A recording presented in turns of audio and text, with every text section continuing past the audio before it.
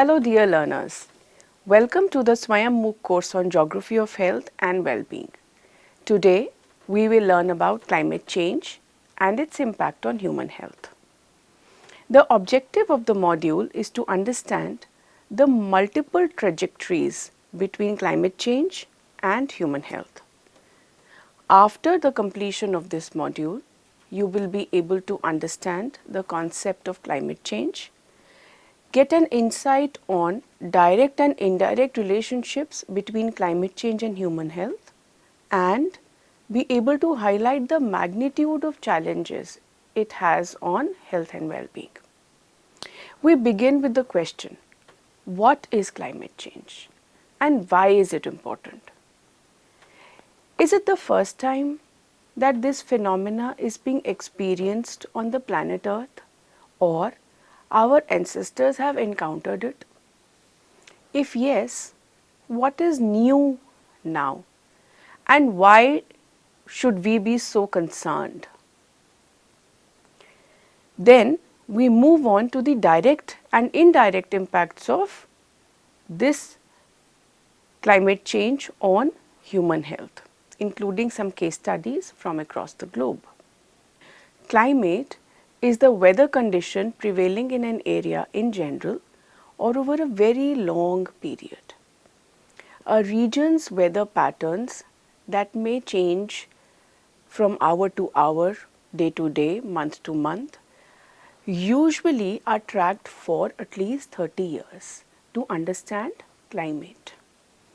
In that sense, climate is computed by averaging temperature, humidity and rainfall patterns over seasons, years and decades.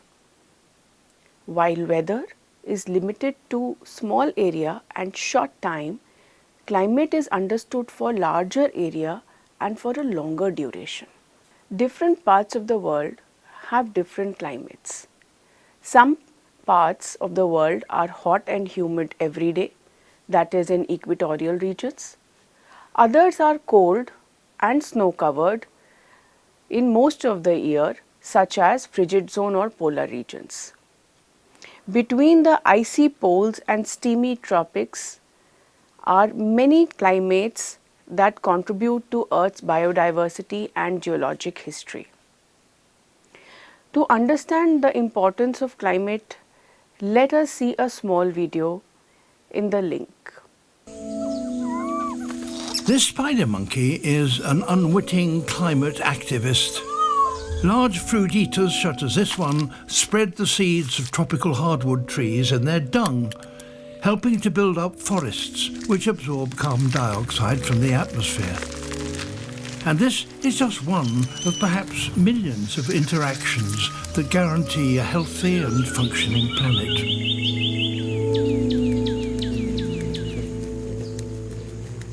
Humans have spent hundreds of years documenting life on Earth, and we now have a catalogue of around 1.6 million species. However, there may be 7 or 8 million more that we don't yet know about. We have a good idea of the large animals such as mammals and birds, but there are doubtless even some of these that we've missed. And the smaller you go, the more species there are left to find. As the human impact on the planet intensifies, scientists fear that many species could be lost before we even discover them. So why is it so important that we protect our planet's biodiversity? When we think of protecting wildlife, we tend to picture the superstars. But the organisms that do most of the hard work keeping our planet healthy are the unglamorous ones. This biodiversity provides us with the food we eat, from the microorganisms that enrich the soil where we grow our crops, to the pollinators who give us fruit and nuts, and the fish that are the main source of animal protein for around 1 billion people. Many of our medicines originate from plants and fungi, and many more may lie undiscovered in remote corners of the world. For instance, there's a fungus that grows on the fur of sloths that could help treat some forms of cancer. The natural world shelters and protects us too. Trees and shrubs protect our homes from flooding, and coral reefs and mangroves shield our coastlines from storm surges. And all that is not to mention the great spiritual and cultural value that nature holds for human beings the world over. But despite the overwhelming benefits of a healthy planet, many human actions are destroying biodiversity. Changes to habitats for grazing, mining and crop production, including the use of harmful fertilizers, have had a huge impact on land and sea. We hunt animals for meat and prize body parts. More than 300 mammal species risk being consumed to extinction. And then there's climate change. This affects the whole world, putting huge pressure on wildlife. In 2016 and 2017, half the corals in the Great Barrier Reef died as a result of the warming of the seas. So, what must we do now to slow down the crisis we are faced with? In addition to cutting our carbon emissions, we must find ways of using land and water that cause the least damage to the environment, leaving enough space for natural habitats to thrive. We must urgently protect the so-called biodiversity hotspots, but equally we should be rebuilding biodiversity wherever and however we can. Sometimes this is as simple as giving plants and animals the space they need to succeed, and sometimes they need hands-on management from humans. In 2020, with the help of reintroduction experts in the south of England, white-stalked chicks hatched for the first time in 600 years. Hands-on management was also critical to restoring the population of mountain gorillas in the Virunga National Park in Central Africa. This included using a proportion of the money raised through tourism to help human communities coexist with their animal neighbours. We must provide pathways for global development that work with rather than against nature, and we need to give the communities affected a seat at the table. The benefits provided by nature are indispensable for making human life both possible and worth living. We need all the riches of our living planet to help us live healthy, happy lives long into the future. Climate is determined by a region's climate system. A climate system has 5 major components: the atmosphere, the hydrosphere, the cryosphere, the land surface and the biosphere. Owing to variable character of gases, vapors in the atmosphere is the most dynamic part of the climate system. It is influenced by both natural and anthropogenic factors. Climate change is a phenomena that happens slowly over hundreds or even thousands of years. The study of historic climate change is called paleoclimatology. It is not a recent phenomena, but there have been episodes of climate change in the past as well. For example, the evidence from a few researchers show that Sahara Desert was once covered by plants and lakes during the warm, wet age. The change in climate takes place due to a number of factors, including movement of tectonic plates, industrialization, release of greenhouse gases, land use change. That includes deforestation, urbanization, livestock rearing, apart from various natural causes. The Intergovernmental Panel on Climate Change, that is IPCC, states that climate change is the change in the state of climate that can be identified by statistical text by changes in the mean and or the variability of its properties, and that persist for an extended period, typically decades or longer. Similarly, The United Nations Framework Convention on Climate Change also defines it as a change of climate which is attributed directly or indirectly to human activity that alters the composition of global atmosphere, which is in addition to the natural climate variability observed over comparable time periods.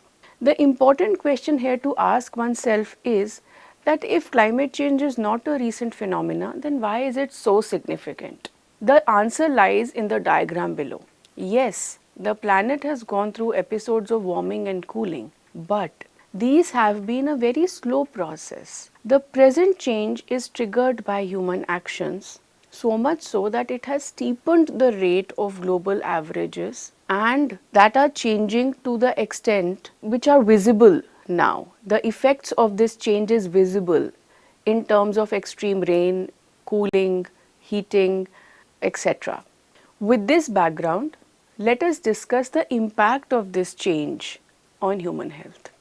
As per IPCC 2022 report, risk is defined as the potential for adverse consequences for human or ecological systems, recognizing the diversity of values and objectives associated with such systems.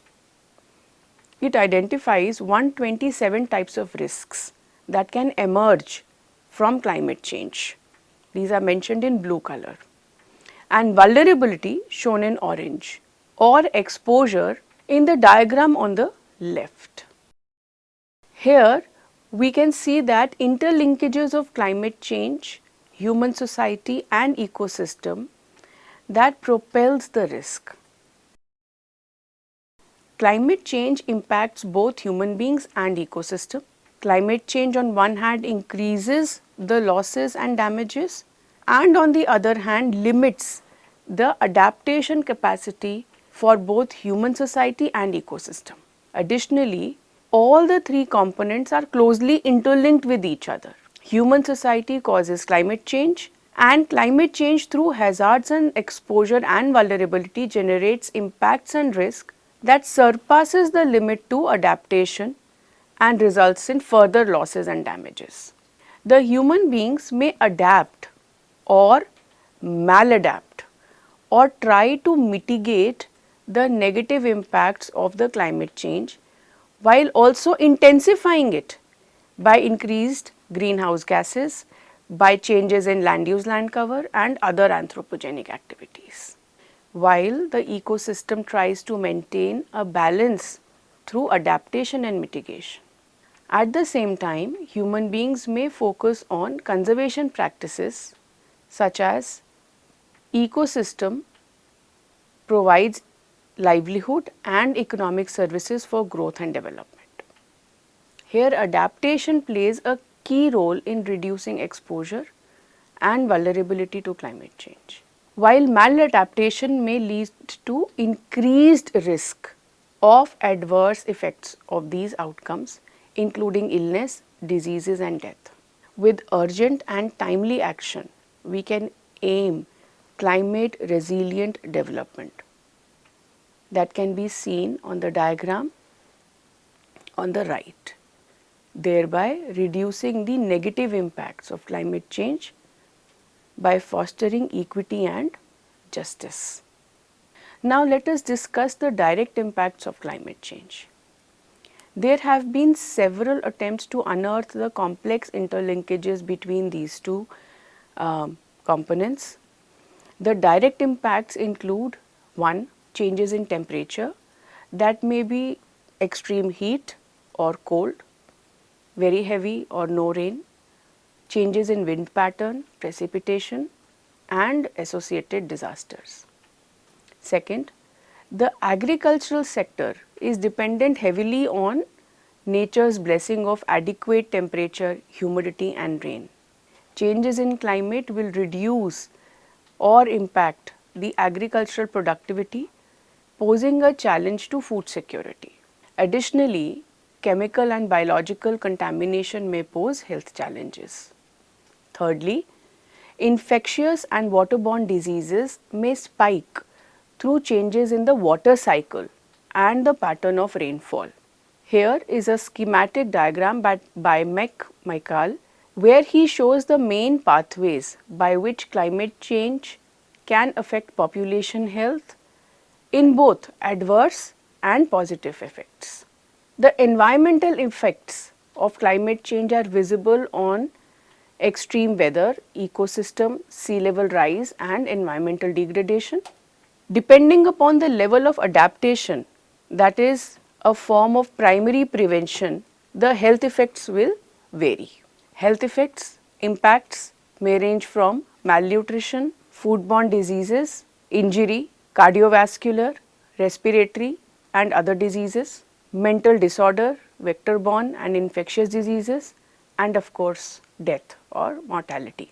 Climate change can affect human health by changing the severity, duration or frequency of health problems and by creating unanticipated health problems or threats in places or populations where they have never previously occurred. Between 2030 and 2050, climate change is expected to cause approximately 2 lakh additional deaths per year from undernutrition, malaria, diarrhea and heat stress alone. The direct damage costs to health, excluding the cost in health determining sectors such as agriculture and water and sanitation, is estimated to be between 2 to 4 billion US dollars per year by 2030.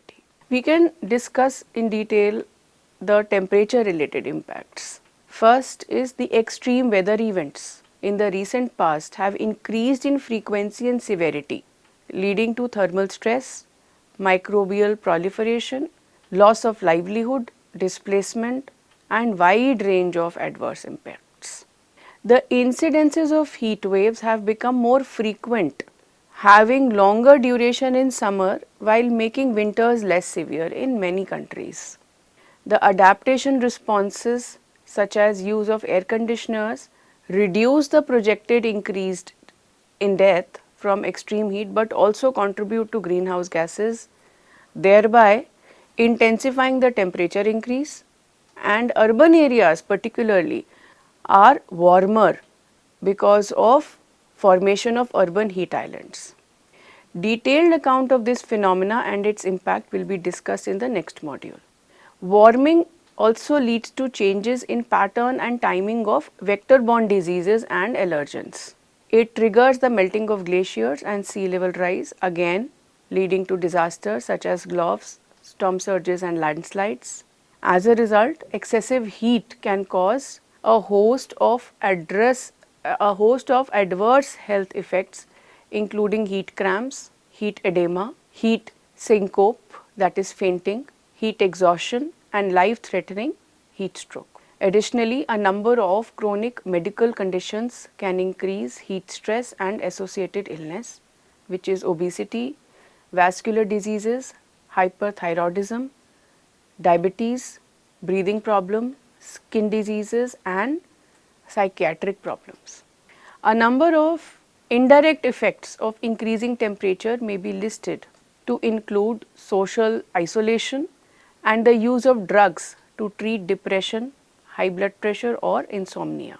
Its impact can also be extended to eye diseases like cataracts, dry eyes and vernal keratoconjunctivitis and also skin diseases. Changes in climate affects the air we breathe both indoor and outdoor. Warmer air and shifting weather patterns can worsen the air quality, which can lead to asthma, respiratory and cardiovascular health effects. Wildfires continue to increase, create smoke and unhealthy air pollutants.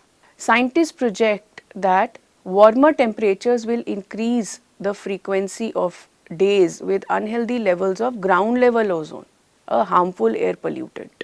People exposed to higher levels of ground level ozone are at greater risk of dying prematurely or being admitted to hospital for respiratory problems. Particulate matter is the term used for category of extremely small particles and liquid droplets suspended in the atmosphere. Fine particles include those smaller than 2.5 micrometer, that is about 1/10,000th of an inch. Some particulate matter such as dust, wildfire smoke, sea spray occur naturally, while some are created by human activities such as burning of fossil fuels to produce energy. These particles emitted directly or may be formed in the atmosphere from chemical reaction of gases such as sulfur dioxide, nitrogen dioxide and volatile organic compounds. Inhaling these fine particles can lead to adverse health effects including lung cancer, chronic obstructive pulmonary disease, that is COPD, and cardiovascular disease. Allergic illnesses including hay fever and respiratory health may surge as the length of the season for some plants with allergic pollens such as ragweed may extend. Impacts from extreme weather events includes increase in frequency and severity of extreme weather events such as very high precipitation, flooding, droughts, storms that threaten the health of people during and after the event. The people most at risk include young children, older adults and people with disabilities or medical condition, and also the poor people.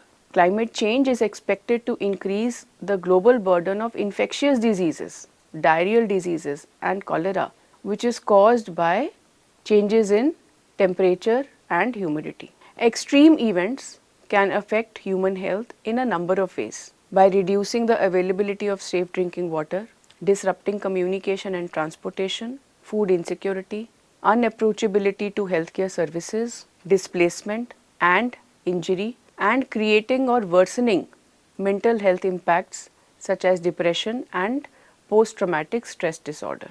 Next, we discuss the vector-borne diseases, which are illnesses transmitted by disease vectors, which includes mosquitoes, ticks and fleas. These vectors can carry infectious pathogens such as viruses, bacteria and protozoa from animals to humans. Changes in temperature and precipitation or extreme events increase the geographic range of diseases spread by vectors. Research reveals that the mosquito breeding season has expanded. In fact, droughts, heat waves, floods provide favorable conditions for mosquitoes to breed even at higher altitudes. Mosquito-borne diseases kill more than 1 million people and infect up to 700 million each year, almost 1 in 10 people. The spread of climate-sensitive diseases is altered spatially and temporally. The water-related illnesses.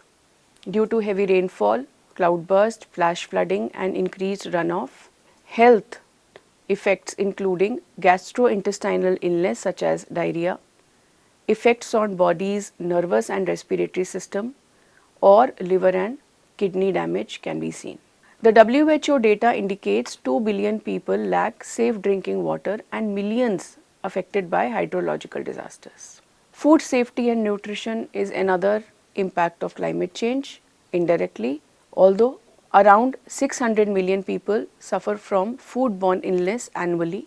In 2020, 770 million faced hunger, predominantly in Africa and Asia. Climate change affects food availability, quality, diversity, and increases food and nutrition crisis. Higher air temperatures can increase the cases of salmonella and other bacteria-related food poisoning because bacteria grow rapidly in warm environment. These diseases can cause gastrointestinal distress. Indirectly, climate change may increase the risk of exposure to chemical contaminants in the food. For example, high sea surface temperature will lead to higher mercury concentration in seafood, and increases extreme weather events will introduce contaminants to the food chain through stormwater runoff. Extreme weather can also disrupt or slow the distribution of food. Beyond this, there are mental health challenges. Any change in person's physical health or surrounding environment does have serious impact on mental health. The climate crisis threatens to reverse the development, global health and poverty reduction progress achieved over the past 50 years, while also deepening existing health disparities, both within and between population. Since the worst affected areas are the countries of Africa and Asia, where the poverty levels are high, the health related shocks and stresses have potential to push around 100 million people into poverty annually. Climate change is not only about changes in environment only, rather is a concern of larger question of equity, justice and sustainability. Here is a list of some important readings including journal articles, books and websites. We will continue the discussion on this topic in the next module. Till then, wish you good health and well-being. Thank you.